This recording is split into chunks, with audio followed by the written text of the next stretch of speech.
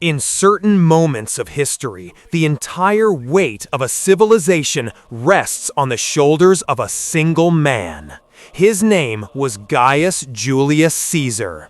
And he didn't just rule Rome, he dictated the direction in which Rome would flow forever.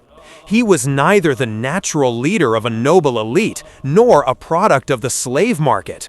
He was a hurricane rising through the Republic's decaying institutions, driven by his ambition and genius. Before the Roman Republic fell victim to Caesar's own ambition, it granted him one chance: Gaul. The Senate wanted him far from the capital, but they didn't know that Caesar would not only conquer new lands, but would also forge a new army and a new identity that would make him unstoppable.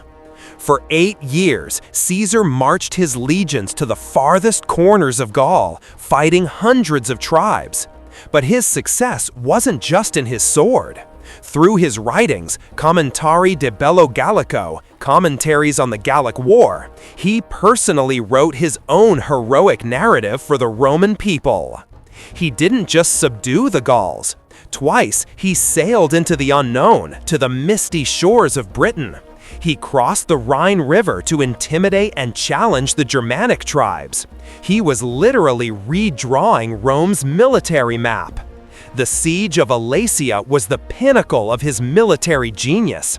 By fighting on 2 fronts, he brought Vercingetorix to his knees. The conquest of Gaul was complete, but this was only the beginning. Caesar had won immense wealth and land for the Roman Republic, but his true gain was the unwavering loyalty of his legions. He was no longer the Senate's general, but his soldiers' commander. The Senate feared Caesar's power. They tried to force him to enter Rome without his command. This led to an inevitable reckoning between the Senate and Caesar. January 10th, 49 BC. Caesar spoke the famous words to his army: Alea iacta est.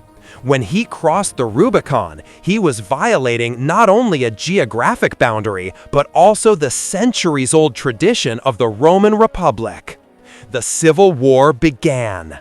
As Caesar rapidly advanced on Rome, his political rival Pompey and the loyal forces of the Senate fled east to Greece. Caesar now held control of all of Italy. After the Civil War, Caesar ultimately defeated Pompey and returned to Rome with absolute power.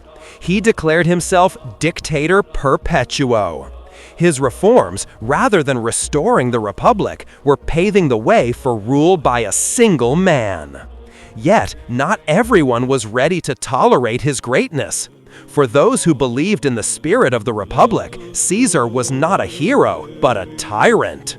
The Ides of March, 44 BC. Caesar entered the Senate.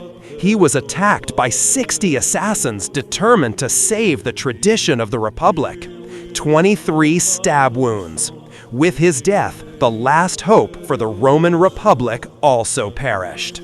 Caesar died, but the Roman Empire was born from the seeds he had sown. He didn't save Rome, he changed it forever. He was truly the man who reversed the tides of time. If you want us to delve deeper into Caesar's strategic genius and his epic routes of war, tell us in the comments section which battle you want us to focus on. Your demands will determine the next flow of the tides.